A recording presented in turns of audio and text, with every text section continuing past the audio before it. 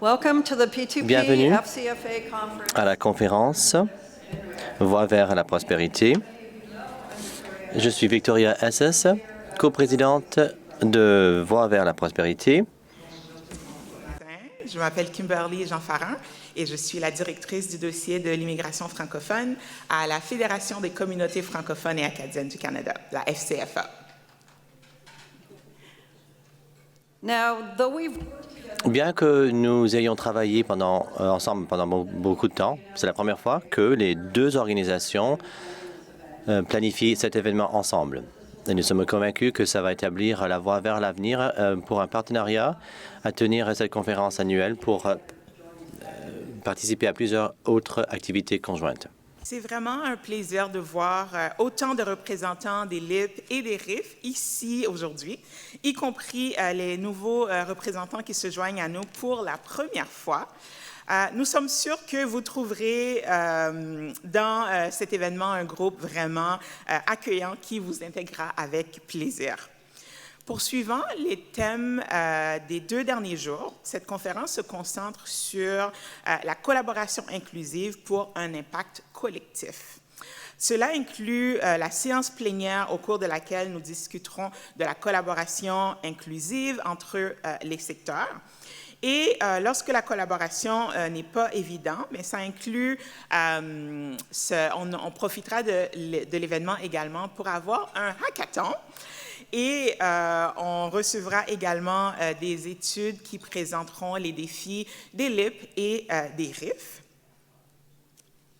On a vraiment hâte de voir comment est-ce que toute cette journée se déroulera. Et si tout se passe bien avec quelques ajustements, mais le hackathon pourra devenir un élément régulier de la programmation de notre conférence LIP et RIF.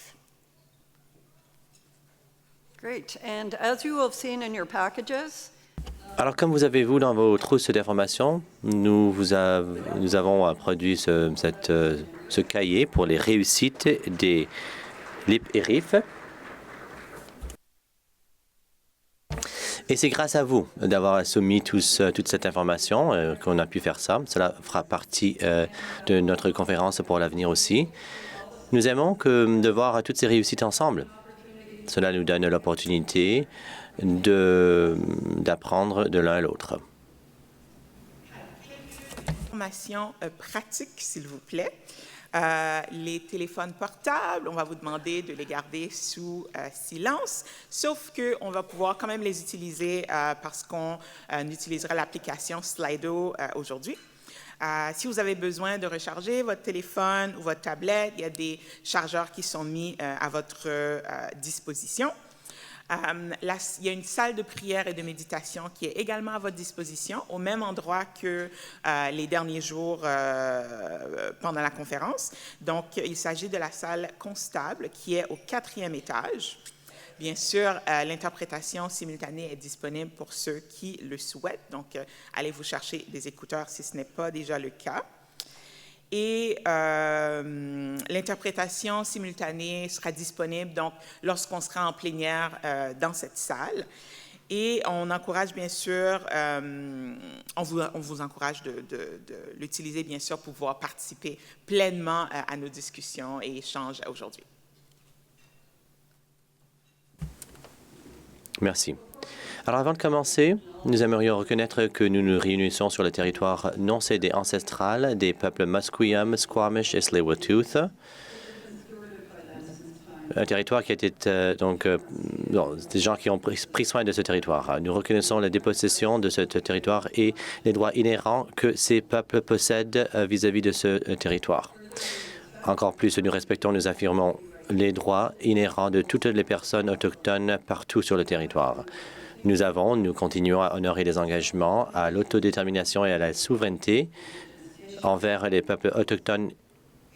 Nous reconnaissons les oppressions historiques de ces territoires, des cultures et des personnes originales sur ce que nous connaissons comme le Canada. Nous affirmons que nous devrions contribuer à la guérison, à la décolonisation que nous partageons ensemble. Alors, le moment que vous attendez, notre premier panel va maintenant commencer. Donc, je vais inviter Florentine Ferrard et Médétonoine Olivier Guédé, ainsi que les membres de leur panel, à venir sur la scène pour notre premier panel de la journée, notre première session. Merci beaucoup de votre attention.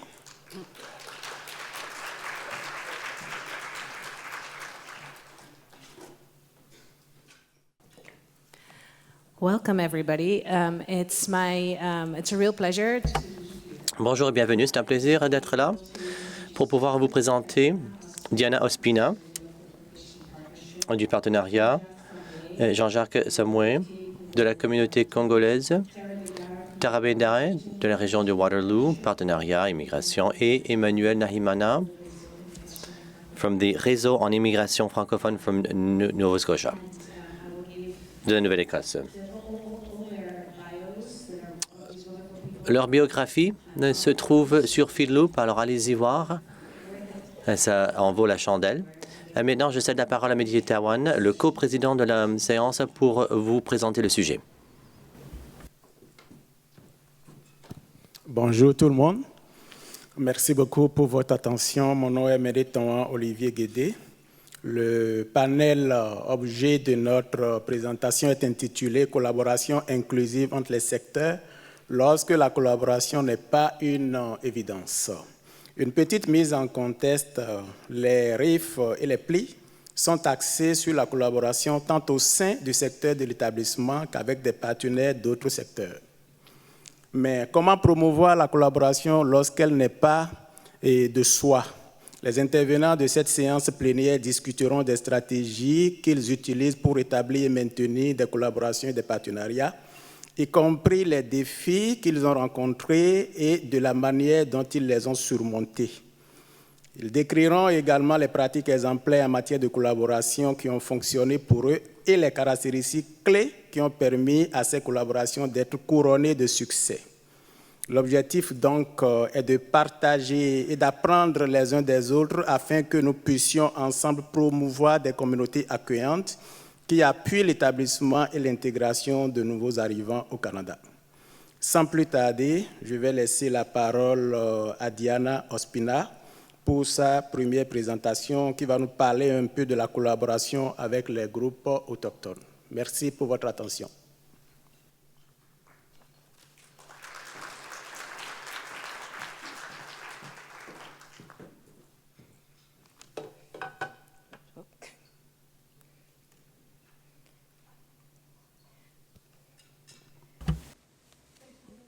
Merci beaucoup, Florentine et Matewan, d'avoir ajouté les bases pour la séance d'aujourd'hui. C'était un honneur d'être ici à côté de mes panélistes, Tara, Emmanuel et Jean-Jacques. Alors aujourd'hui, je vais vous partager des expériences du partenariat d'immigration, notre parcours dans la participation en tissant les liens avec des communautés diverses autochtones à Surrey, en Colombie-Britannique. Alors, je suis parmi des gens ici dans la salle, des organisations qui sont engagées à renforcer ces relations dans des façons qui sont uniques à vos propres zones et vos propres contextes. Alors aujourd'hui, j'aimerais vous offrir un point de vue qui pourrait nous donner des informations. Alors, Surrey se situe à 35 km sud-est de la ville de Vancouver, avec la rivière Fraser comme la frontière au nord, et aussi on a l'océan de l'Ouest. C'est situé sur le territoire non cédé et volé des Semoyanu, Ketsi, Kwantlen, Kakaik, Musqueam et Tawasam. Je reconnais que ces communautés ont vécu et ont pris soin de ce lieu depuis temps immémoriaux. En tant que première génération de colons, je ne vais jamais comprendre ces relations à profondeur et les responsabilités que ces nations ont vis-à-vis des terres et des eaux. Mais je sais que cette connexion est une source de guérison pour les personnes et pour le territoire et que le déni de ces droits continue à causer des torts. J'ai beaucoup à apprendre à arriver à la réconciliation et actuellement, je suis le cours qui est fait par Yellowhead Institute et j'apprends plus sur la pétition de Ketsi, Kwantlen et des Semiahmoo pour retourner Quatanek, Campbell Heights de Surrey pour la nation. Alors, dans une grande pleine salle, de ces experts, je ne vais pas forcément expliquer les PLI, mais disons que nous partageons cet objectif pour soutenir les municipalités, pour accueillir les nouveaux arrivants dans la réintégration de ces personnes. Nous avons de plus de 35 membres du Conseil qui guident nos efforts sur des activités sur les évaluations de besoins, les actifs, le partage de ressources et d'informations, identifier les lacunes par le biais de discussions collaboratives et la recherche basée dans la communauté. À Surrey, c'est une des communautés les plus, qui croît le plus vite en Colombie-Britannique, avec une population de plus de 562 000 personnes. Et 45% de la communauté est composée d'immigrants. Surrey est également le territoire de la population la plus importante autochtone avec de plus de 16 000 personnes. Comme le feu, honorable Sinclair a dit, la réconciliation s'agit de respecter des relations. Il n'y a pas de raccourci. Et on reconnaît que la réconciliation est clé pour arriver à des communautés inclusives, là où le point de vue autochtone est inclus dans la façon dont on accueille les nouveaux arrivants à Surrey et la façon dont on se connecte avec la communauté. Nous nous sommes concentrés sur la partie de la vérité et la réconciliation en travaillant de pair avec les communautés locales autochtones sur plusieurs projets. Alors rapidement, cela comprend des initiatives, faire la passerelle entre les Autochtones et les jeunes en 2018 avec le Fraser Reacher Centre d'amitié, qui est arrivé à une retraite sur le territoire Quantum pour arriver à une solidarité et des expériences partagées. En 2021, on a terminé le co-développement d'un guide pour les nouveaux arrivants qui a été élaboré par le biais d'une approche centrée sur la communauté avec des recherches et des discussions de table ronde avec des nouveaux arrivants et la communauté autochtone et la collaboration entre les gardiens de connaissances et les aînés. On a vu des vérités et on a bâti une fondation pour une compréhension ensemble. En 2022-2023, le guide pour les nouveaux arrivants est devenu la fondation pour les séances d'apprentissage pour les personnels des agences et pour la communauté globale. Ces séances ont été co-menées par des modérateurs autochtones pour renforcer la compréhension de l'histoire coloniale du Canada et pour faire la promotion du sujet. Ces projets ont été faits grâce à la collaboration des personnes autochtones. Les relations ont été guidées par les Lesemottes, un cœur, un esprit, c'est cette approche, et avec des principes d'engagement d'éthique. En tant que notre étoile du Nord, cela nous a aidé avec plusieurs étapes pour le financement, car nous avons pu arriver à un objectif partagé.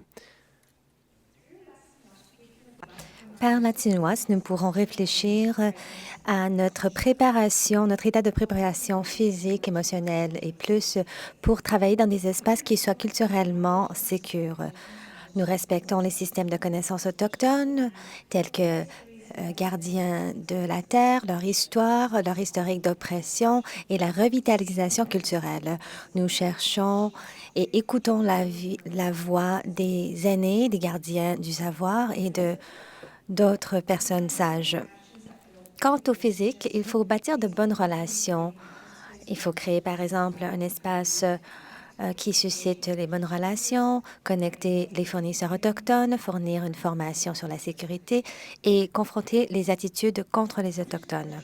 Sous le volet spirituel, nous pouvons créer des espaces pour la perspective du monde autochtone et être plus forts ensemble. On peut avoir des événements de partage d'histoire, de danse et de partage d'aliments. Et sous émotionnel, quelles sont les valeurs, les protocoles qui vont renforcer nos espaces, qui vont nos comités, nos initiatives, qui vont favoriser le dialogue?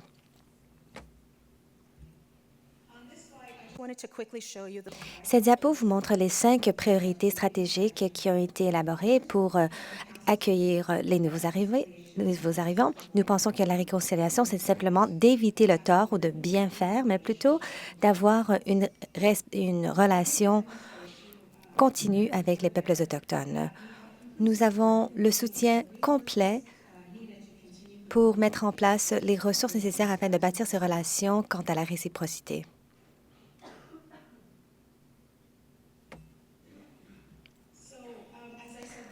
Tel que mentionné auparavant, je sais que vous faites ces travaux déjà. Les obstacles qui ont été identifiés sont sans doute partagés parmi nous tous dans la salle. Et ce sont des obstacles qui sont extrêmement justifiés lorsqu'on engage avec la collectivité autochtone. Par exemple, le manque systémique d'équité dans les collectivités autochtones pour répondre aux demandes des organisations non autochtones. Reconnaître que les priorités communautaires seront toujours concentrées sur le besoin des membres et que leurs besoins incluant le logement, l'accès à l'éducation, aux services de santé, soutenir la revitalisation culturelle et aborder le traumatisme intergénérationnel et les torts causés par les systèmes coloniaux. Reconnaître que bâtir la confiance prend du temps et de la bienveillance parce que nous avons une longue histoire de colonisation, le racisme systémique, des pratiques extractives et des promesses brisées par les gouvernements, les institutions, les établissements et les colons. Nous avons aussi besoin de nous assurer de trouver les bonnes personnes à qui discuter au sein des collectivités afin de bâtir ces relations. Nous avons aussi remarqué qu'il y a la peur de faire du tort qui peut mener à un sens de manque d'action.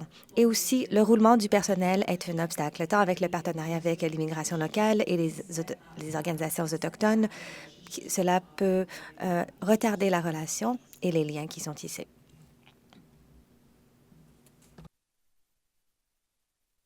Afin de surmonter ces obstacles, il a été utile pour nous de nous adhérer à ces principes. Tout d'abord, la motivation.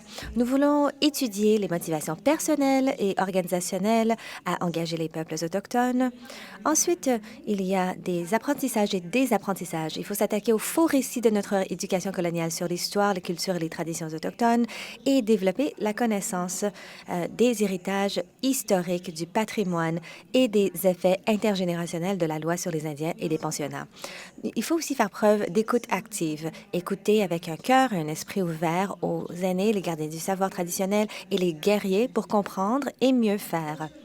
Et participer aux événements et être avec la collectivité. Une approche fondée sur axée sur le traumatisme, nous devons créer des espaces sécuritaires pour le dialogue et partager les expériences vécues qui vont soutenir les personnes autochtones, nos partenaires réfugiés et les nouveaux arrivants. Quant à la réciprocité, nous voulons établir de bonnes relations en réfléchissant à la façon dont notre engagement peut bénéficier la collectivité autochtone et s'il y a un intérêt commun qui peut mener à la coopération et à une compréhension commune avec la transparence et la responsabilisation. Il est aussi fondamental de faire preuve de respect, d'amour en suivant les protocoles et de rémunérer justement les membres de la collectivité. Finalement, nous voulons trouver un terrain d'entente commun afin de marcher ensemble vers un but commun.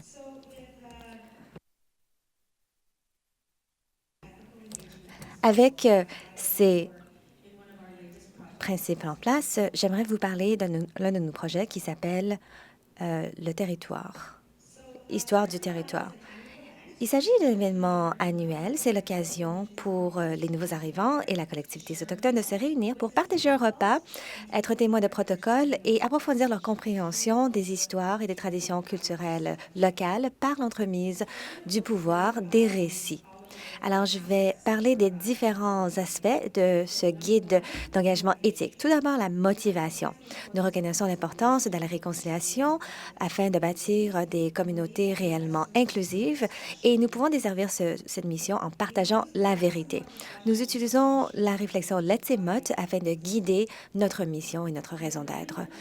Deuxièmement, sous apprentissage et désapprentissage, nous cherchons à comprendre l'impact des pensionnats en participant aux ateliers, webinaires et engageant les collectivités de pratique. Sous écoute active, nous avons rencontré les Premières Nations locales pendant l'étape de planification de l'événement afin de comprendre les histoires qu'ils souhaitent partager et de sonder la mesure à laquelle ils veulent participer à cet événement. Numéro 4, approche axée sur le traumatisme, qui tient compte des traumatismes. Nous avons suivi les recommandations des aînés et des gardiens du savoir. En suivant les protocoles, nous avons créé les cérémonies d'ouverture, utilisé des couvertures, donné des cadeaux et toutes les autres cérémonies traditionnelles afin de pouvoir soutenir le travail des travailleurs culturels sécuritaires. Sous réciprocité de bâtir de bonnes relations, nous avons collaboré avec le Centre d'amitié afin de co-élaborer l'événement et de le planifier. Il faut que le budget puisse rémunérer nos partenaires et fournisseurs et vendeurs autochtones de façon juste. Nous avons utilisé nos ressources pour prendre soin de tous les éléments administratifs pour enlever le fardeau de nos partenaires. Et finalement, trouver un terrain commun, ce n'est pas en ordre d'opération, c'est simplement comment le guide est créé. Nous avions eu l'occasion formidable d'avoir des discussions entre familles. Nous avons appris que la collectivité avait plusieurs leçons sur l'amour et que les Premières Nations locales avaient donné leur bénédiction pour partager cet amour par l'entremise de partage de récits afin de bâtir un pont de compréhension mutuelle et de solidarité et de commencer à guérir des effets de la colonisation qui sont des effets qui ont été ressentis par tous, pas seulement les collectivités autochtones. Bref, l'événement fut réussi et ce guide nous a réellement aidés à cadrer notre événement pour que tout le monde puisse se sentir appuyé, écouté, entendu. Je l'ai mentionné auparavant que l'équipe apprend sur une base continuelle. Merci au NNCTR, le collectif national pour les nouveaux arrivants, pour la vérité et réconciliation, qu'il s'agit d'un carrefour d'apprentissage pour l'apprentissage et le désapprentissage. Nous avons des réunions régulières. Je vous invite à vous joindre au collectif pour apprendre de d'autres collègues du secteur de l'établissement. Vous pouvez voir le site web ici. Il s'agit d'un tout nouveau projet et qui est en pleine croissance. Si vous nous rejoignez, vous pouvez aussi accéder aux ressources. Donc, je vous invite tous à participer. Et finalement, je vais vous montrer cette image des membres de la collectivité qui font partie de la journée de la vérité et réconciliation qui est organisée par les Premières Nations Sami à White Rock. Je pense que c'est une image très importante. Je vous invite à réfléchir. Qu'est-ce que la réconciliation pour vous? Qu'est-ce qui vous motive à engager avec les peuples autochtones de votre région? Alors voilà, mon temps de parole est terminé. Je suis désolée. Hapsaka, merci beaucoup pour votre attention. Et si vous avez d'autres questions, je vous invite à connecter avec moi. Merci beaucoup. Désolée, j'ai pris trop de temps. Merci beaucoup Diana pour cette présentation. On a dépassé le temps de quelques minutes, c'est pas grave, c'était quand même intéressant. J'invite les autres panélistes à faire un effort pour rester un peu dans le temps, pour qu'on puisse vraiment avoir beaucoup de temps pour poser des questions.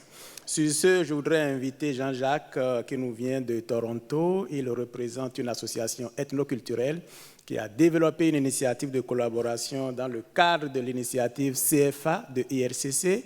Jean-Jacques, tu as le micro.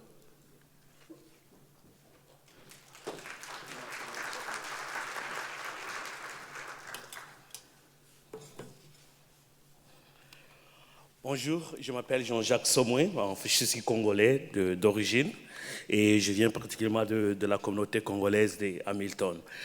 Je vais parler en français parce que je la trouve la langue la plus jolie du monde et la plus romantique. Mais je vais essayer aussi peut-être de parler un peu d'anglais parce que je suis bilingue.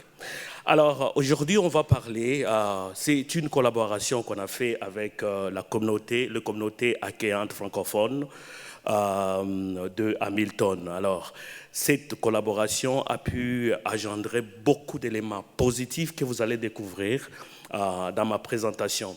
Alors, j'ai intitulé ça comme holistique intervention pour les nouveaux arrivants de Hamilton. Alors, notre communauté, pour bien commencer, je voulais juste vous mettre un peu dans le bain de qu'est-ce que c'est la communauté ethno-culturelle. Nous parlons de ça, mais comment on peut le définir? Alors, nous, la communauté congolaise, ça a commencé en 2001. C'est une historique, une incidence de malaria qui était mal diagnostiquée par le médecin canadien qui pensait que c'était Ebola. Et pendant ces temps, c'était catastrophique dans l'Afrique centrale. Là, tout le monde, quand vous toussez un peu, c'était Ebola. Mais heureusement, dans notre communauté, il y avait des médecins. Un des médecins a pu quand même parler avec ses collègues canadiens pour leur dire que non, ce n'était pas Ebola, c'était malaria. Vous voyez un peu cette cohésion, cette ressource donnée par un membre de la communauté congolaise sans inciter le membre de notre communauté de commencer à se réunir. Voilà, la cohésion a commencé par là. Et notre communauté, par là, a commencé à grandir. C'était une petite communauté. Mais pour aujourd'hui, c'est l'une de plus grandes communautés des régions à Grand Toronto. Alors, pour moi, si vous pouvez définir d'une manière simple une communauté ethnoculturelle, vous pouvez voir, c'est un groupe de personnes, des individus, ils viennent d'un même pays, d'une même nation. Ils partagent, ils peuvent manger ensemble, célébrer, pleurer ensemble. Alors, et puis, ils ont aussi des défis. Quelques défis, ça peut être l'histoire tribalisme. Parfois, quand vous parlez d'un Congolais, d'un Rwandais, d'un Burkinabé, vous pensez qu'ils sont homologues. Non, il y a aussi un peu de tendance, la polémique, tribalisme. Alors, la cohésion de la communauté a toujours été très importante de le mettre. Il y a aussi des avantages. Je vous ai parlé tout à l'heure un des médecins qui a pu diagnostiquer le cas de malaria, qu'on pensait que c'était Ebola. Ça, ce sont des ressources que nos communautés ethnoculturelles ont et ils peuvent partager avec les autres. Et c'est aussi une thérapie. Et parfois, on voit de nos membres, il n'a personne à parler, mais il peut juste appeler quelqu'un, un patriote, et essayer de parler, prendre une tasse de thé, et ça guérit. Alors, notre mandat est simple. Comme toutes les communautés ethnoculturelles, nous renforçons, comme je viens de dire, les liens solidaires, cohésion communautaire, promouvoir le bien-être social, économique et culturel de ses membres, faciliter l'intégration harmonieuse de nos membres, spécialement des nouveaux arrivants, et aussi promouvoir notre identité bilingue, qui est très important, qu'on aimerait vraiment les garder au sein de notre communauté. Alors, pour bien faire notre travail, la communauté a pu établir quelque chose d'unique, qui est le cadre d'intervention. Et notre cadre d'intervention, je ne sais pas s'il y a les gens ici qui ont fait la santé publique, on a copié un peu le modèle socio-écologique. Et nous savons là où nous nous situons, au niveau des communautés, on doit travailler en collaboration avec d'autres institutions pour bien mener notre mandat. Alors c'est là dont nous nous situons. Alors là, nous sommes en mesure d'identifier les facteurs protecteurs et les facteurs de risque. Et c'est parti de là qu'on peut développer nos projets d'intervention. Et nous organisons des colloques, des formations, et nous organisons des réunions communautaires pour essayer un peu de résoudre ces problèmes et avec d'autres projets. Alors, ce qui est très important ici, c'est cette collaboration de tout ce qu'on a identifié comme risques protecteurs. Les facteurs de protecteurs sont bien, on essaie un peu d'améliorer, de travailler là-dessus, mais ce qui est danger, ce sont des risques, des facteurs risques. Alors c'est là où on a développé une collaboration entre la communauté congolaise de Hamilton et la communauté francophone accueillante et ça payait. Je vais vous démontrer quelques projets typiques parce que là, il y a un financement qu'on a été octroyé, il y a un accompagnement, mentorship donné à la communauté congolaise pour bien implémenter ces projets. Et il y a aussi l'aspect d'accompagnement à cette communauté ethnoculturelle, de bien résoudre, de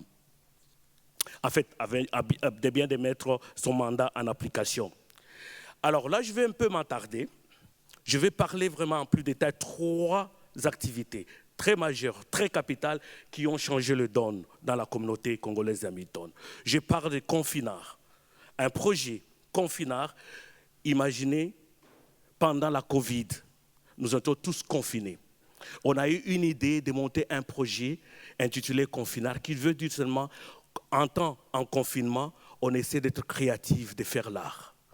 Alors, pour amener les gens d'être en cohésion, de se parler, de ne pas être isolés, on a créé ces projets, les gens pouvaient faire de l'art en ligne. Collaboration, se parler et s'échanger d'art. Et voir les amoureux d'art de commencer à faire. Là, vous voyez, c'est ma photo. Je n'ai jamais fait l'art. C'était ma première fois. Et vous voyez comment ça c'était très joli. Et tout le monde a apprécié. Et je l'ai vendu à $200. Je vais vous montrer, parce que vous allez y croire.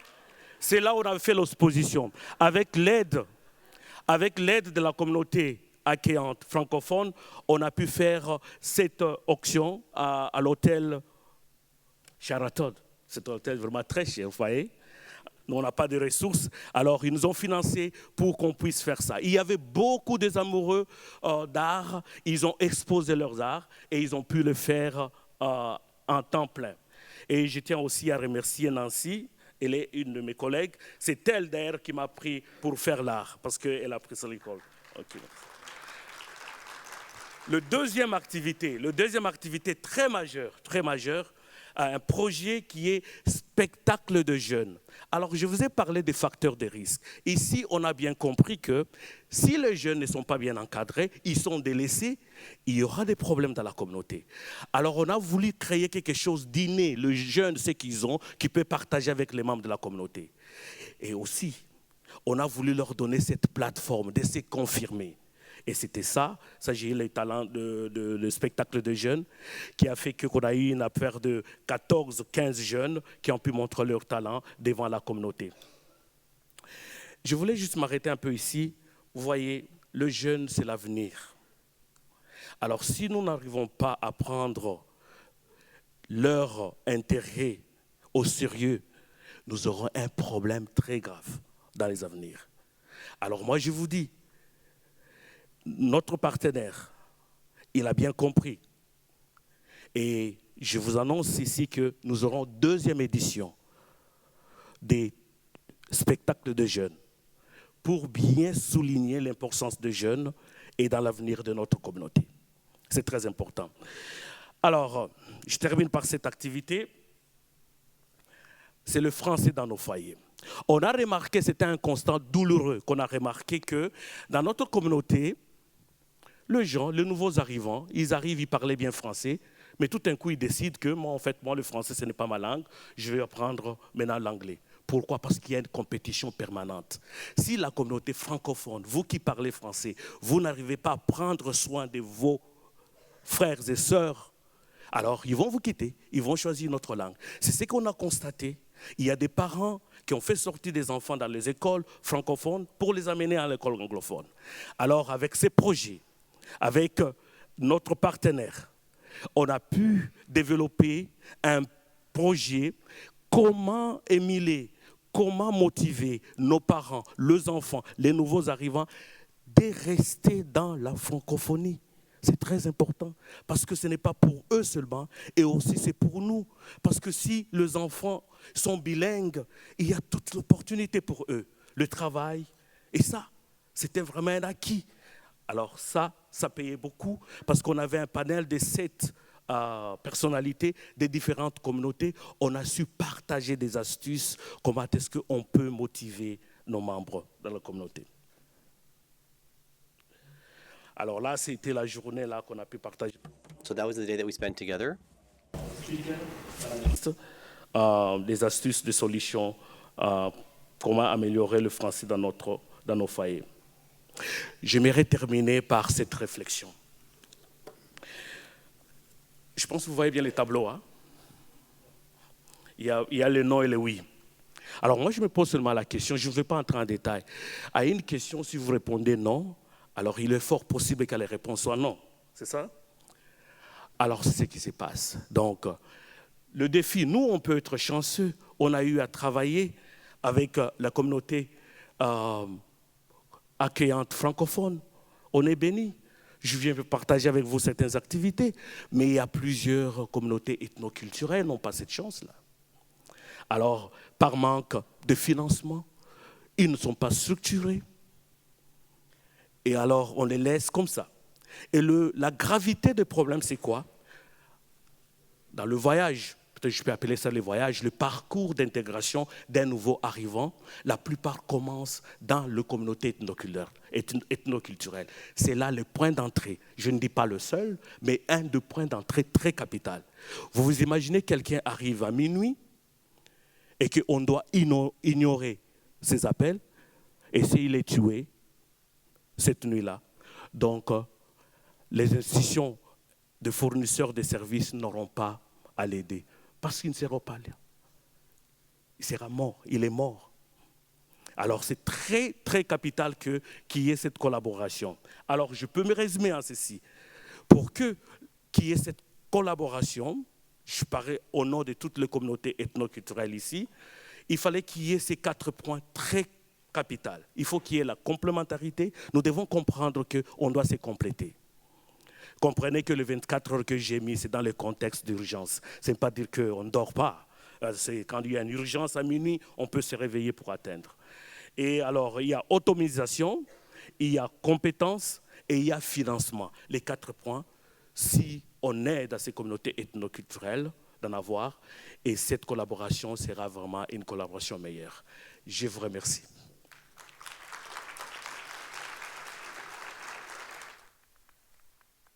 Merci beaucoup, Jean-Jacques, pour cette brillante présentation. Ça nous a permis de comprendre un peu un des résultats de l'initiative CFA financée par IRCC qui est élargie à 10 autres communautés. Je vais inviter maintenant Tara, qui va nous présenter une initiative de collaboration en lien avec le développement économique et l'employabilité.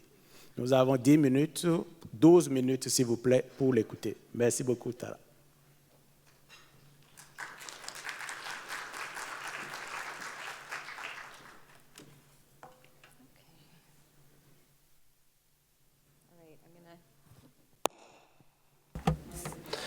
Bonjour à tous. Alors, je vais essayer de faire ça dans 12 minutes, comme ça on respecte l'horaire.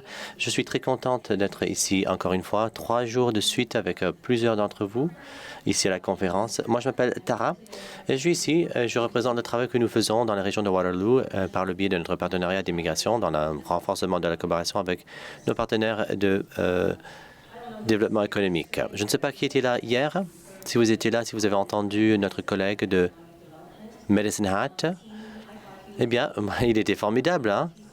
Et il a parlé de ce qui est vrai dans la façon dont on approche notre travail avec la communauté d'affaires dans la région de Waterloo. Alors, certaines choses qu'il a mentionnées m'ont vraiment frappé. Bon, qu'il faut comprendre ce qui était derrière les différentes portes, qui est présent, qu'est-ce qui est important pour eux, comment ils fonctionnent, et d'arriver à accommoder les différences. Bon, ce sont les choses qui sont vraies dans le travail que nous faisons dans la région de Waterloo.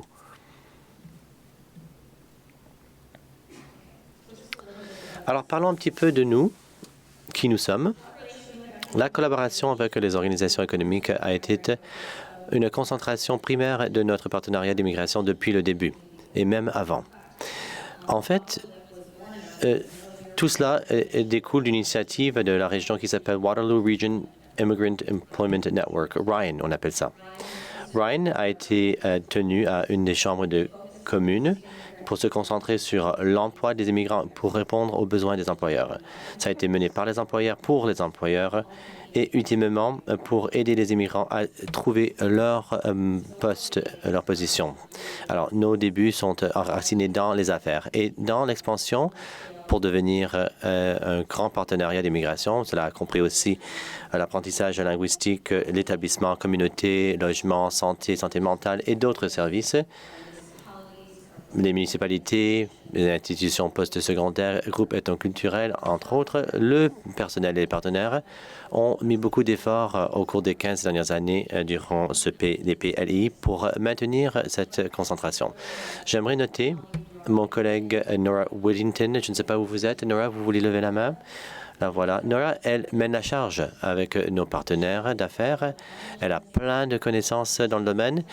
Et elle est ici aujourd'hui. Nous sommes ici aujourd'hui avec nos partenaires du groupe directeur. Il y a Charlene Julie. Levez la main, s'il vous plaît.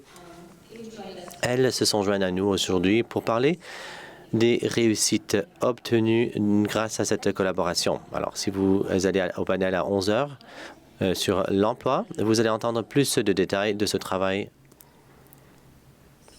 Alors, dans les 15 ans, plus comme partenariat d'immigration, nous avons vu beaucoup de changements dans notre collaboration avec les affaires et les partenaires de développement économique, avec des hauts et des bas. Et des fois, il y a des choses qui se font en même temps, en fonction de qui est le partenaire, dans quel espace.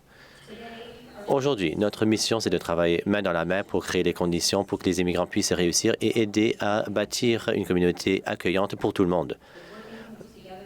L'élément de travailler ensemble de cette mission est primordial. En tant que PLI, nous collaborons avec plusieurs secteurs et organisations et chacune est différente. On pense de façon différemment, on travaille différemment et elles sont motivées de façon différente et elles se concentrent de façon différente. Cela signifie que le travail que nous faisons est différent en fonction du secteur avec lequel nous travaillons. Et ça va. Nous ne sommes pas tous les mêmes et nous ne devons pas être les mêmes. Alors, dans la région de Waterloo, on est situé, on est à Toronto, c'est une communauté, 1 heure de l'ouest de Toronto, tout près de la rivière Grand River, territoire traditionnel des Haudenosaunee, Anishinaabe et Chenaney. La région comprend 7 régions rurales et municipalités, plus un gouvernement municipal.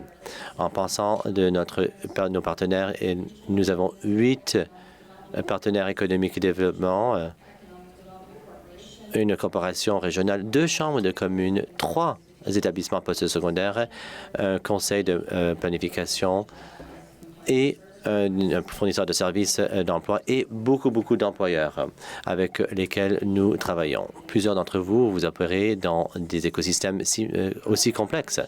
Notre collaboration avec chacun de ces partenaires est unique. Certains sont plus forts que d'autres et il y en a qui viennent et partent avec le temps. Depuis que le gouvernement a fait croître l'immigration en 2014-2015, cette croissance a eu lieu partout au pays et nous avons ressenti cela dans notre communauté. Dans le recensement 2021, la population des immigrants est passée de moins de 22 jusqu'à 25% de la population au cours des 5 dernières années. Et la population des résidents temporaires a monté en flèche. On est une des communautés qui croît le plus vite au Canada par le biais de l'immigration et on est à un rythme qui a cru beaucoup plus rapidement comparé aux autres communautés. On est passé depuis 2021, il y avait 587 000 personnes et dans 3 ans après, on est à près de 667 000. En dépit de l'histoire enracinée dans les affaires, commencée par le monde d'affaires, c'est pas toujours facile de collaborer avec le monde des affaires et les partenaires de développement économique. Mais cela n'est pas unique à eux. La collaboration, c'est difficile, mais c'est difficile peu importe avec qui vous essayez de travailler. Alors, on nous a demandé de penser à notre défi le plus important quand il s'agit de renforcer ou d'avoir une collaboration avec nos partenaires de développement économique et le monde d'affaires. Eh bien, ça, c'est une chose qui est vraie pour tous les partenaires avec lesquels nous travaillons. Il s'agit de les aider à trouver une vision partagée, l'objectif et une compréhension. Même si notre partenaire ne voit pas les choses de la même façon, d'essayer de favoriser une mentalité qui nous dit, bon, ce qui importe à moi importe à vous et ce qui importe à vous importe à moi. Sans que tout le monde voit les choses de la même façon. Parce que nos partenaires ne voient pas les choses de la même façon. En fonction de leur secteur, là au sein des secteurs, et même dans les organisations avec lesquelles nous travaillons. Mais ce que nous avons pu faire, c'est d'arriver à un objectif partagé. Il s'agit de renforcer la communauté ensemble. Et dans notre cas, on le fait par le biais de l'immigration. Voilà ce qui accueille tout le monde dans notre travail sur les 3 piliers. Nos 3 piliers: travail, appartenance et établissement. Ça nous aide à bâtir notre collaboration et nos partenariats. Pour nos partenaires économiques et développement, ça veut dire une compréhension qu'ils voient tout cela en pensant de ce que la communauté a besoin pour prospérer. Le talent et l'infrastructure qui soutient la rétention, comme le logement, les santé et plein d'autres choses. Il faut comprendre que le talent provient en grande partie de l'immigration. Alors maintenant, leur programme des affaires, c'est intimement lié à notre programme avec le partenariat d'immigration et touche plusieurs autres zones qui font partie des autres partenaires à cause de leurs intérêts primaires. Bon, sur le logement, la santé pour les nouveaux arrivants, entre autres. Nous avons les mêmes objectifs, mais nous voyons les choses un petit peu différemment. Le rythme accéléré de la croissance des immigrants dans la communauté nous a beaucoup aidé à attirer l'attention non seulement de nos collègues du côté du développement économique qui n'étaient pas là auparavant. Ce que nous avons appris jusqu'à maintenant. Alors, la collaboration avec nos partenaires, ce qui rend tout ça difficile, bon, Il faut dire qu'il n'y a rien de précis parce que la coopération, c'est difficile partout. Nous voulons avoir les mêmes principes appliqués, peu importe le partenaire. Ce que nous avons essayé de faire au cours des années, c'est que la relation, la collaboration, ça prend du temps. Et ça change avec le temps. Alors, nous nous concentrons sur le court terme, long terme, les organisations, les personnes, parce que les choses sont changeantes. Et comme mon collègue de Medicine Hat a dit hier, il faut trouver les champions. Qui a l'intérêt, qui a l'énergie pour faire bouger les choses. Il s'agit de cette action qui continue à nous aider à travailler ensemble. Nos partenaires économiques sont essentiels à notre partenariat. Ils ne sont pas fluides. Alors, nous voulons concentrer notre engagement, leur engagement, de façon égale. Un de nos 3 piliers, comme je dis, c'est développement économique et affaires, et de travailler avec les partenaires de ces secteurs. Plusieurs de ces membres sont au conseil de leadership côté affaires. Nos partenaires économiques, les besoins, bon, tout ça c'est valide aussi. Et souvent, tout s'aligne avec les partenaires des autres secteurs. Mais tout ça est enraciné dans des points de vue différents. Nous travaillons fort pour essayer de comprendre, de voir comment surmonter dans notre travail et comment arriver à une compréhension parmi les secteurs. Peut-être on ne traite pas des choses de la même façon que les autres partenaires, mais on le fait pour que ça soit logique pour eux. Et notre équipe, on aide les autres partenaires pour qu'on puisse comprendre tout ce processus. Nos partenaires économiques doivent co-mener dans le développement de la stratégie communautaire pour soutenir l'immigration. Leur compréhension, leur sens d'appartenance est essentiel pour qu'ils puissent être redevables envers nous tous pour qu'on puisse arriver à ça ensemble. Nous avons essayé de bâtir une compréhension et une relation aux objectifs communautaires que nous avons fixés ensemble. Ils mènent la participation dans leur secteur. Avec les PLI, nous élaborons des outils et des soutiens dont ils ont besoin pour pouvoir faire le travail. Ils font participer les pairs là où on en a besoin. Ils établissent les choses dans l'éducation, les stratégies de soutien. ECO faciliteront des outils pour soutenir la communauté, tirer profit du talent immigrant dans la région. ECO livre la formation et les initiatives d'outils.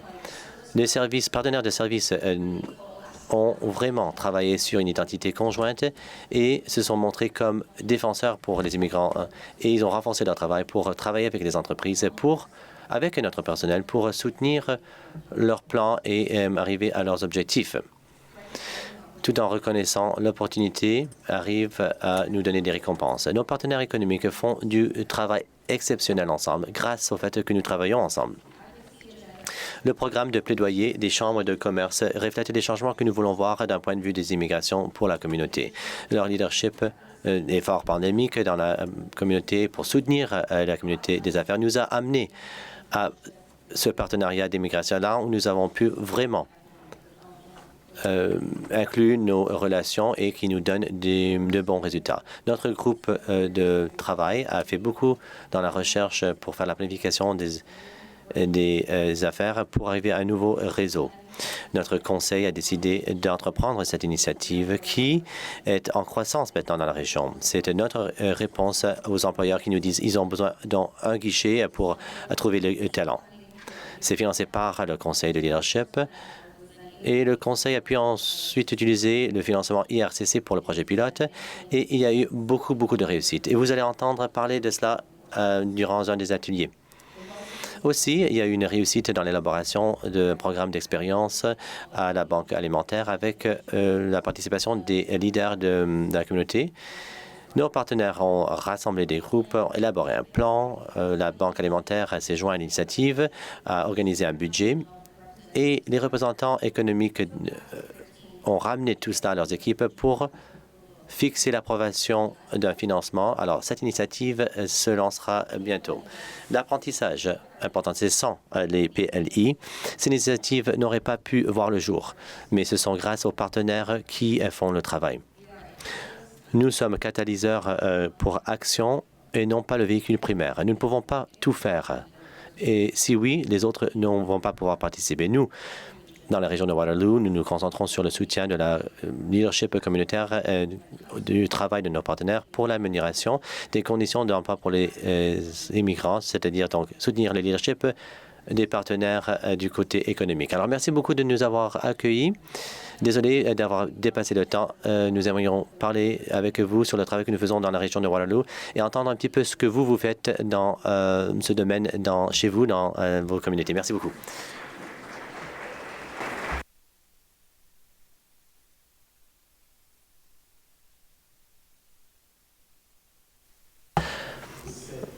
Présentation. La dernière initiative que nous voudrions partager avec vous, c'est une collaboration avec un gouvernement provincial, et précisément le gouvernement de la Nouvelle-Écosse. J'invite Emmanuel Naimana à nous présenter un peu de quoi est faite cette collaboration.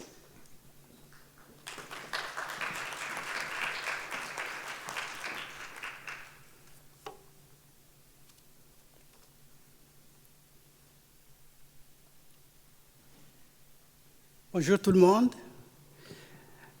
Je veux vous partager une collaboration qu'on a avec la province de la Nouvelle-Écosse.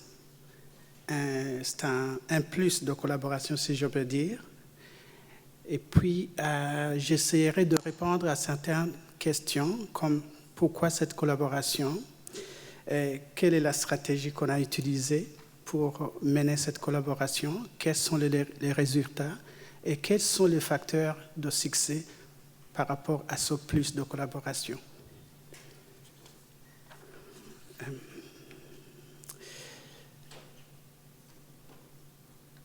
Est-ce que je sais qu'il y a des réseaux en immigration francophone, je sais qu'il y a aussi les PLI et les FCFA. Est-ce que vous êtes financés tous ou toutes par la province ou les territoires? Je ne sais pas. Mais ce dont je suis certain, vous êtes financé par la Immigration, Réfugiés, Citoyenneté Canada, que je profite d'ailleurs pour dire un grand merci. Mais la province, les provinces, les territoires sont vos membres observateurs.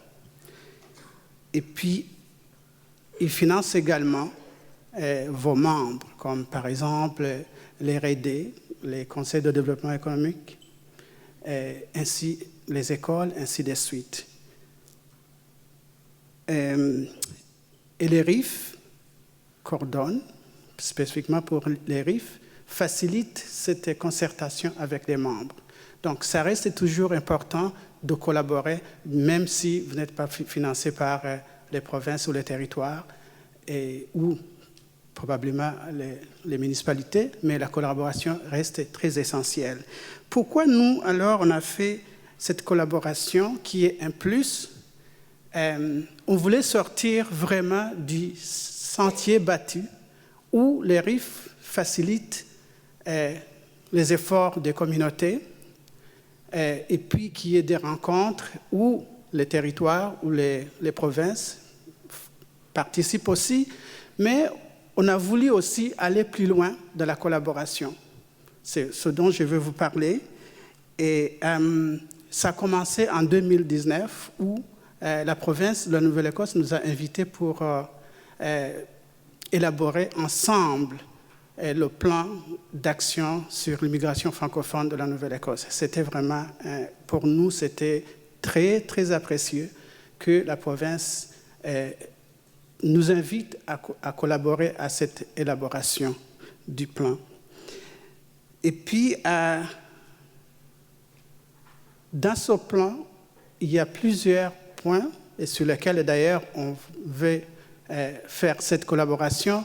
C'est vraiment la promotion et l'attraction de la communauté francophone et acadienne à l'extérieur du pays, mais aussi à l'intérieur. On voulait aussi inciter la province à augmenter le nombre d'immigrants d'expression française en Nouvelle-Écosse. C'était beaucoup plus cette collaboration sur ce plan d'action, un plan d'action qui a finalement, qui a été commencé, si je me rappelle bien, en 2019 et qui a été terminé en 2022. Et juste après, on a collaboré sur l'élaboration d'un autre plan qu'on appelle cette fois-ci, désolé, un autre plan qu'on appelle spécifiquement le plan de croissance de la population francophone de la Nouvelle-Écosse. Et c'est un plan qui comprend aussi d'autres points très importants dont je vais vous faire mention. Merci, désolé.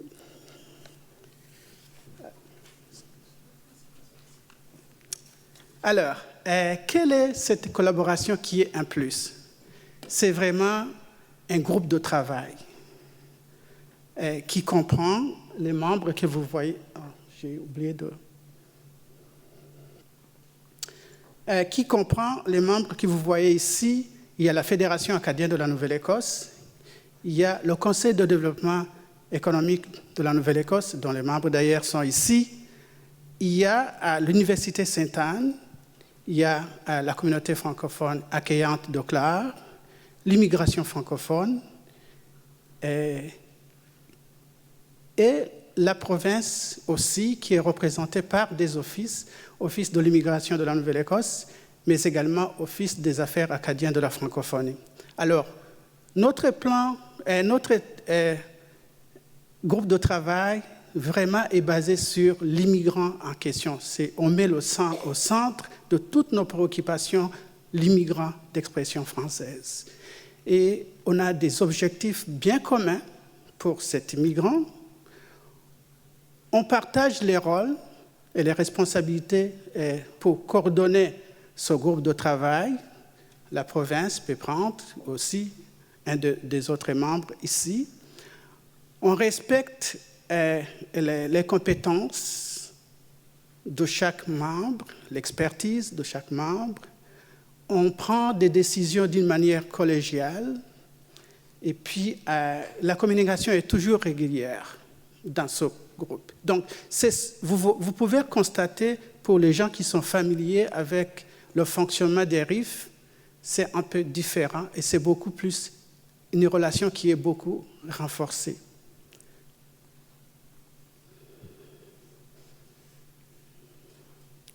Alors, le résultat de cette collaboration, les résultats très tangibles, c'est vraiment avec ce plan de croissance de la population francophone, on se met toujours au courant. On discute, par exemple, comment est-ce que vous allez faire la mise en œuvre de ce plan-là, par exemple, pour la promotion et l'attraction au niveau international. Et la province nous invite dans un événement qu'on appelle Destination Acadie pour faire la promotion et attirer les immigrants d'expression française en Nouvelle-Écosse. On appréciait beaucoup ce type de collaboration qui est toujours un plus pour nous.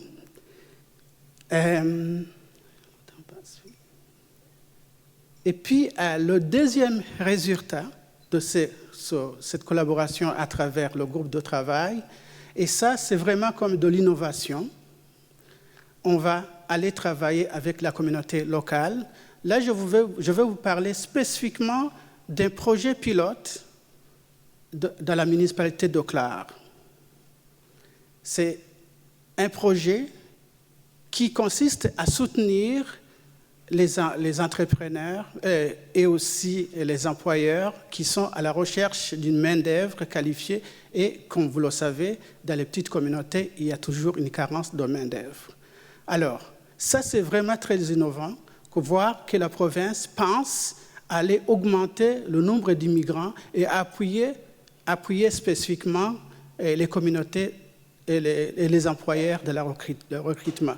Qu'est-ce que la communauté francophone accueillante d'Auclair va apporter ici? C'est pouvoir mentionner, aller rencontrer les employeurs et leur dire, voilà, on a besoin de vous aider à recruter au niveau international. Aussi, aller voir la communauté pour leur dire, vous savez, dans vos communautés aussi, il y a un problème de logement. Il va leur dire, voilà, nous avons des immigrants qui viennent d'arriver dans votre communauté, mais ils ont besoin de logement. Faites des efforts pour les donner les logements, sinon ils vont partir et vous allez manquer de main-d'œuvre pour, par exemple, pour la petite enfance, pour les écoles, ainsi de suite. Donc, cette collaboration avec la communauté francophone accueillante de Clare sera aussi appuyée par d'autres organismes comme le Conseil de développement économique de la Nouvelle-Écosse, qui va aller chercher les employeurs dont ils sont déjà en contact pour les appuyer dans le recrutement des nouveaux employés. Alors, maintenant, pourquoi ce groupe de travail a donné de bons résultats? Pourquoi c'est un succès? Il doit y avoir quand même la volonté, là, en faveur de l'immigration francophone.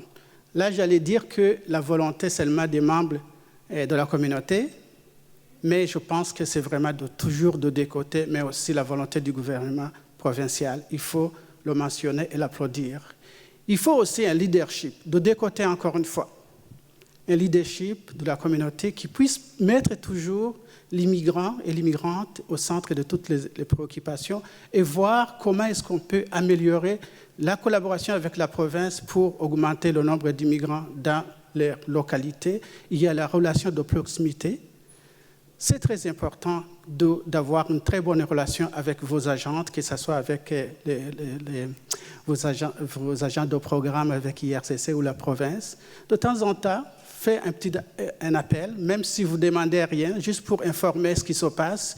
Vous allez développer cette bonne relation. Pourquoi pas, un jour, ils peuvent vous appeler et aussi pour discuter de vos programmes et aussi vous proposer soit des budgets pour des projets, ainsi de suite, mais parce que vous avez déjà développé cette relation de proximité. Et je voudrais aussi, lundi, quand j'écoutais la présentation de, je pense que c'est Myriam Ouellette avec Haute Stratégie, j'ai l'envie d'ajouter dans cette liste la confiance aussi. La confiance est très importante entre les partenaires, même avec les partenaires gouvernementaux.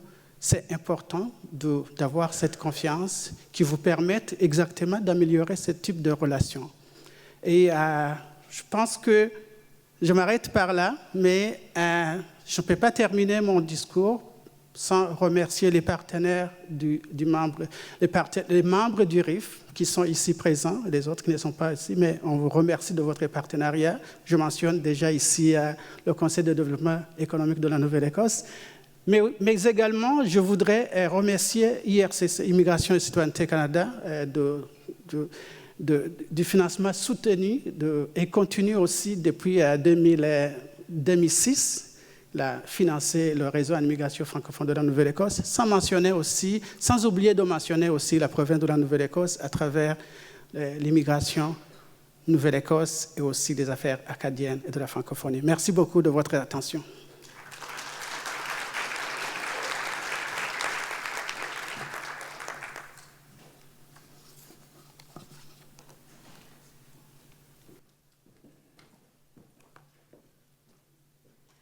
Thank you to all our panelists. Merci à tous nos panélistes pour ces exposés formidables. Nous avons 20 minutes qui nous restent pour cette séance. Donc, 20 minutes de discussion et des éléments de réflexion.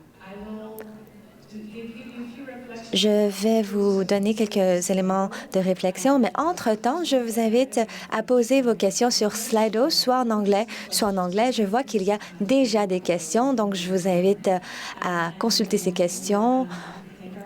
Et nous remercions tous nos présentateurs pour les renseignements qu'ils ont partagés sur le travail acharné qu'ils ont fait, établir des relations entre les différentes collectivités culturelles, les gouvernements, les collectivités autochtones. Quelques thèmes qui ont émané, c'est tout d'abord, il faut penser à notre motivation pour cette collaboration et aussi de prendre le temps de bâtir la confiance, de penser qui est notre public, qu'est-ce qui est important pour eux, mais aussi qui est au centre de nos préoccupations et de s'assurer de faire le travail avec l'expertise, mais aussi l'expérience vécue de ceux que nous sommes ici pour soutenir et aussi de d'avoir une vision partagée sur des perspectives partagées, d'avoir des plans d'action très clairs. Et tout ce travail est essentiel. Il faut penser à l'infrastructure de la collaboration, quel est le financement, quelle est la capacité d'intégrer ces travaux. Et aussi, lorsqu'on voit ces exemples de collaboration par l'entremise de l'art, l'importance des récits et de mettre les jeunes au centre de nos préoccupations. Donc, c'était des thèmes qui sont ressortis haut et fort pour moi. Je pense que vous avez déjà eu le temps de poser vos questions sur Slido. Et je vais lire toutes les questions en anglais et mon coprésident lira les questions en français. Moi, je vais m'asseoir à la table parce que c'est un peu plus facile de les lire de là. Alors, c'est parti.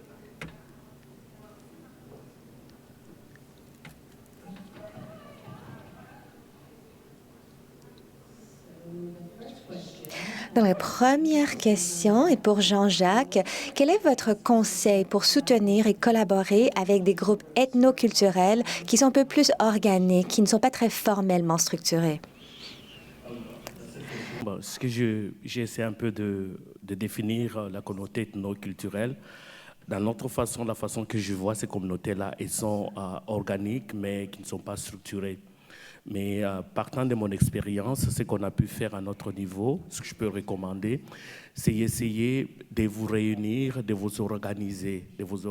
L'organisation, ça ne dépend pas seulement des ressources, l'argent en termes d'argent, mais les ressources aussi, c'est le temps, le bénévole.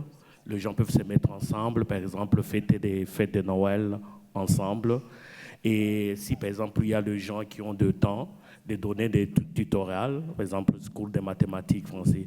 Ce sont des petites choses, quand vous faites au nom de la communauté, petit à petit, vous êtes connus dans la communauté ou notifiés. Et c'est ça que ça va vous permettre un peu d'ouvrir d'autres opportunités. Donc, si je peux me résumer, commencez à vous réunir, parler des problèmes de votre communauté et essayer de trouver des solutions pratiques. Thank you, Jean-Jacques. The next question is for Diana. Merci, Jean-Jacques. La prochaine est pour Diana. Vous avez passé des faux pas. Est-ce que vous pourriez parler de comment vous avez surmonté un défi après un échec? Oui, c'est une très bonne question. Ce qui me vient à l'esprit, c'est lorsque je n'étais pas la bonne personne dans la collectivité. Ce n'est pas vers moi qu'on devait me tourner pour les plans et les événements. Alors, comment j'ai pu surmonter cet obstacle? Comment j'ai appris?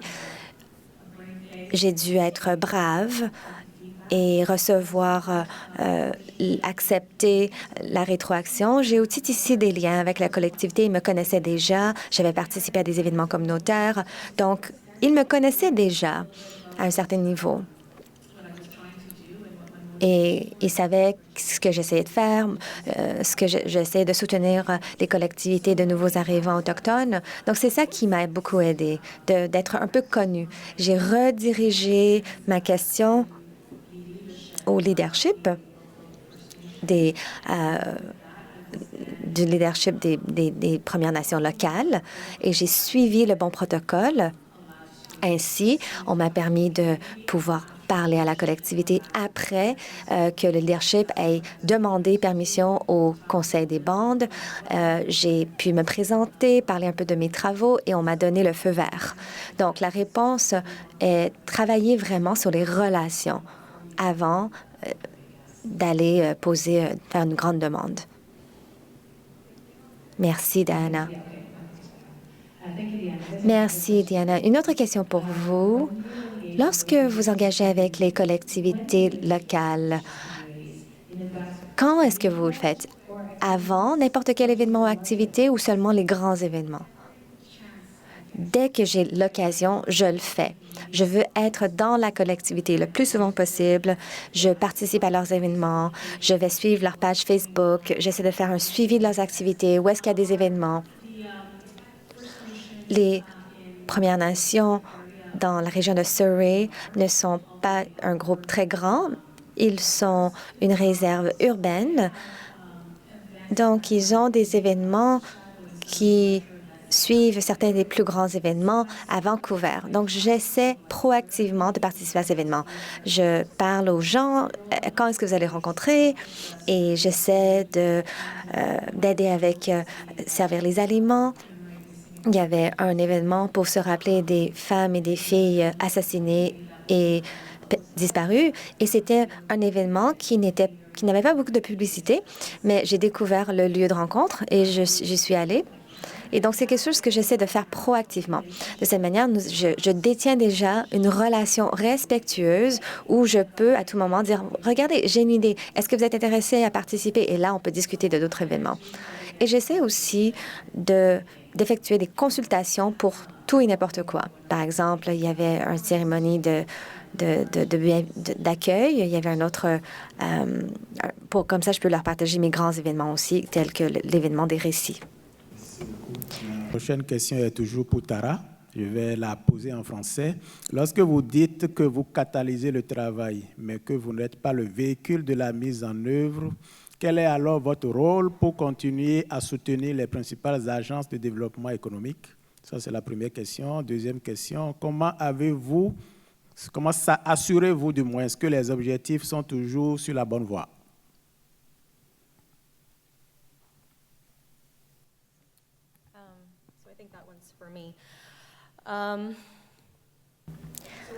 Donc, cette question est pour moi. Nous sommes très impliqués envers ces initiatives. Encore une fois, vous avez l'occasion de l'entendre davantage dans les prochains ateliers. Ça nous a pris des années pour en arriver au lancement. Je vais parler du réseau de l'immigration. Ça nous a pris des années pour en arriver au lancement avec notre conseil d'administration de la planification de la main-d'œuvre. Mais cela fait partie du mandat principal du comité consultatif. C'est un champ de concentration de tout programme d'ordre du jour. Nous faisons une mise à jour des travaux.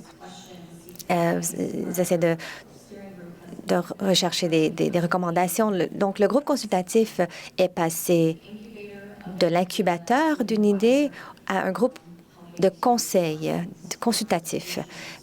Il cherche à trouver des solutions aux problèmes qui émanent et de donner des idées pour le développement futur. Et notre équipe travaille très étroitement avec les personnes au Conseil de la planification de la main-d'œuvre qui dirigent l'initiative pour soutenir les travaux. Nous organisons des événements ensemble, nous rassemblons les partenaires pour soutenir leurs travaux.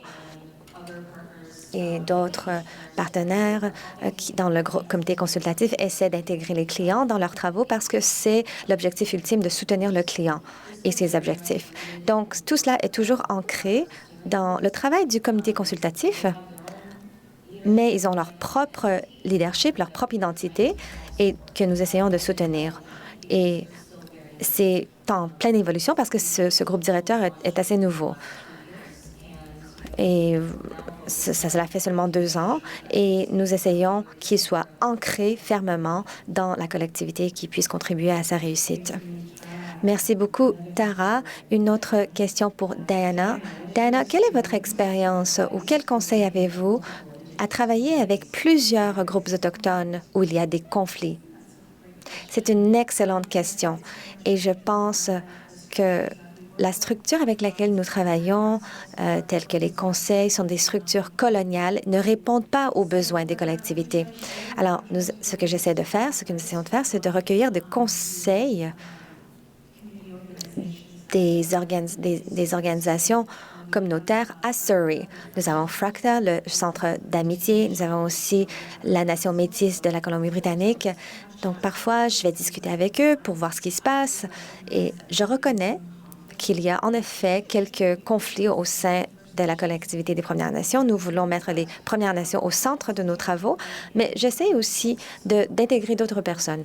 Par exemple, la liaison autochtone qui travaille à la bibliothèque publique est une autre ressource très utile pour les activités et les événements que nous organisons. Cela me donne donc l'occasion d'élargir mon approche avec la collectivité. Et s'agissant des conflits, moi, je laisse la collectivité me dire quelle est ma position, qu'est-ce que je devrais faire. Il ne s'agit pas d'un problème, d'un enjeu privé, c'est sur leur site Web. Nous savons qu'il y a des conflits, mais il y a aussi une ligne héréditaire de vouloir travailler avec nous et on nous a conseillé de travailler avec eux. Donc, c'est ce que nous faisons. Je ne fournis aucune opinion, je ne m'implique pas. C'est très important d'être neutre. Je sais que c'est un enjeu auquel fait face la collectivité et c'est en raison de la structure coloniale. Merci. Diana, la prochaine question est pour Tara. Est-ce que les entreprises formellement font partie du pli à Waterloo? Et assurez-vous la liaison avec eux, les faire participer? Oui, nous avons des entreprises qui font partie du conseil de leadership et aussi du comité directeur. Et ils sont impliqués dans nos travaux. Ils vont établir des stratégies pour notre région, vont soutenir l'immigration. Ils vont orienter les activités que nous développons ensemble pour soutenir les objectifs conjoints de la collectivité. Nous intégrons le monde des affaires pour nos événements aussi, pour les activités que nous organisons par l'entremise de notre comité directeur. Par exemple, engager l'employeur, aussi établir des objectifs d'éducation pour soutenir l'emploi des nouveaux arrivants dans notre région. Nous faisons beaucoup de travail, surtout Nora. Elle fait beaucoup de travail et pour faire du rayonnement auprès des entreprises, de garder le pouls sur la collectivité, sur les besoins et de les réintégrer avec nos partenaires, tandis que nous orientons l'avenir stratégique de notre programme. Merci beaucoup. J'ai une question qui s'adresse à Emmanuel. Quels sont vos conseils pour bien collaborer avec les gouvernements provinciaux dans un contexte de changement de gouvernement? Il y a eu élection en Nouvelle-Écosse hier. Le gouvernement n'a pas été changé, mais il y a des élections fédérales qui s'en viennent. Quels sont vos conseils? Oui, le gouvernement est toujours le même, donc nous allons continuer toujours avec les mêmes collaborations qu'on avait. Mais d'une manière générale, je pense que dans la collaboration, il y a toujours une question de relation qu'il faut travailler. Ça se travaille à travers des discussions, ça se travaille à travers des rencontres. Et ce que je peux conseiller souvent, c'est de sortir de ce genre de rencontres traditionnelles, si je peux dire, qui sont fixées dans nos ententes. On va avoir 4 rencontres par année, mais on peut aller beaucoup plus loin, par exemple, avec des rencontres, des discussions informelles. Ça vous permet de créer la confiance et aussi de partager vos préoccupations, les besoins, les enjeux de la communauté. Et si cette relation est là, la confiance, les partenaires qui sont les gouvernements provinciaux, ils vont vous écouter. Ils vont saisir vos préoccupations et les gouvernements sont là pour nous appuyer. Et ce que je peux dire, c'est que nous sommes là pour les inspirer aussi. Si nous ne créons pas ce genre d'occasion pour partager nos discussions, nos préoccupations, plutôt, ils vont pas savoir comment élaborer, par exemple, les programmes tout en considérant les besoins de la communauté. Et j'ai envie aussi de dire que on peut demander, par exemple, un financement ou un point quelconque, par exemple, la cible. Je vais parler spécifiquement pour la Nouvelle-Écosse. Ça fait longtemps qu'on a demandé que la province identifie la cible. Ça n'a pas fonctionné, mais cela n'empêche pas qu'on peut continuer dans une autre manière et on peut arriver à une cible qui est vraiment favorable à l'immigration francophone. Je viens de vous citer le cas d'un projet pilote. C'est encore embryonnaire. Pas beaucoup d'informations, mais l'objectif, c'est de pouvoir appuyer la communauté d'Eau-Claire et travailler aussi avec la communauté locale pour pouvoir augmenter le nombre d'immigrants d'expression française dans la communauté. Donc, toujours, je pense que c'est important de renforcer cette relation par des rencontres informelles, formelles, appeler vos agents. Et là, je le dis pas seulement pour la province, mais aussi pour la IRCC. Vous appelez vos agents de programme, discutez avec eux, même si vous n'avez rien à demander, mais partagez l'avancement de vos programmes et ça va créer une bonne relation. Merci. Thank you, Emmanuel. Merci, Emmanuel. La dernière question pour ce panel, avant de terminer, c'est pour tout le monde. Comment est-ce que vous maintenez la lancée dans la collaboration lorsqu'il y a un roulement de personnel? Donc, il nous reste 3 minutes. Si vous pourriez, chacun d'entre vous, partager comment maintenir la collaboration lorsqu'il y a des roulements de personnel. Nous devons continuer avec Jean-Jacques et passer de gauche à la droite avec Diana. Mais comme je l'ai expliqué, bon, nous, on n'est pas de fournisseurs de services. Hein. Donc, nous, on est ethno-culturel, on est là. Et il y a des activités spécifiques qu'on fait, accompagner. Quand nous parlons dans les cadres de nouveaux arrivants, s'ils ont des problèmes au niveau communautaire, on essaie de résoudre ça dans notre manière culturelle et essayer de trouver des solutions par cadre de référence. C'est ce que nous faisons. Donc, nous n'avons pas de salariés. C'est ce que j'ai soulevé là-bas. Et donc, il nous faudrait vraiment qu'il y ait une conversation très approfondie autour de ça, comment cette complémentarité pouvait se faire. Okay. Merci. Thank you, Emmanuel. Je pense que je risque de me répéter. Mais je sais que c'est un grand défi, le roulement du personnel. Et c'est important, par exemple, de prévoir, si vous êtes un bon leader, vous devez prévoir, par exemple, un remplacement. Et ça, c'est un exemple. Mais aussi, pourquoi ne pas élaborer des outils de présentation de votre organisme? Et ça, c'est important aussi parce que la personne qui va vous remplacer va trouver un document qui explique comment le roulement de vos activités, de vos programmes, tout ça, je pense que ça peut aider aussi. Et la collaboration aussi avec, par exemple, avec les gouvernements provinciaux. S'il y a un cas, par exemple, de roulement du personnel, il faut prévoir le temps de former la nouvelle personne et de lui suggérer aussi ce genre d'approche pour collaborer avec les provinces. Merci. Moi, je vais me concentrer sur le roulement de personnel dans nos organisations partenaires. Et ça se produit très souvent, en sachant que les personnes qui travaillent dans les organisations avec lesquelles nous engageons changeront au fur et à mesure que le temps avance. Alors, par exemple, nous essayons de travailler avec nos partenaires en avance, avec les individus qui représentent l'organisation, de travailler en avance avant qu'ils ne partent de l'organisation, de leur poser la question qui est la prochaine personne qui vont les remplacer, et aussi l'organisation et le travail que nous faisons pour aider à établir les liens avec cette personne, avec la personne de notre équipe, d'anticiper un peu les besoins. On travaille avec eux pour les orienter vers nos activités, nos travaux, et aussi de les connaître aussi, parce que c'est juste parce qu'il y a une personne nouvelle qui représente un partenaire que nous avions ne veut pas dire que ce sera la même personne que la personne qu'ils ont remplacée. Donc, il faut se concentrer sur la nouvelle relation, se connaître les uns les autres, ce qui motive les uns les autres, et trouver le meilleur moyen de travailler ensemble pour l'avenir. Merci beaucoup, Diana. Moi aussi, je vais me répéter. Donc, l'important, c'est de s'assurer que tout le monde à votre équipe est prête à vous engager avec les collectivités autochtones, vous assurer qu'il y a ces occasions d'apprentissage pour que vous connaissiez bien l'historique,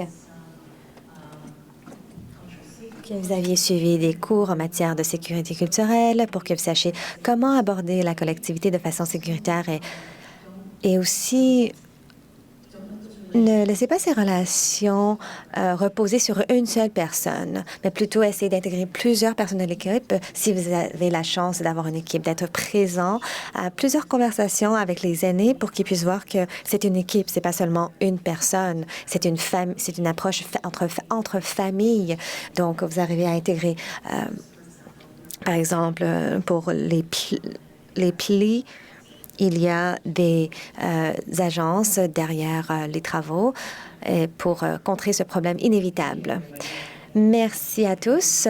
Donc, c'est tout le temps qui nous reste. Merci beaucoup à nos panélistes. Merci pour ces renseignements très intéressants et en matière de collaboration avec vos régions. Merci beaucoup à tous.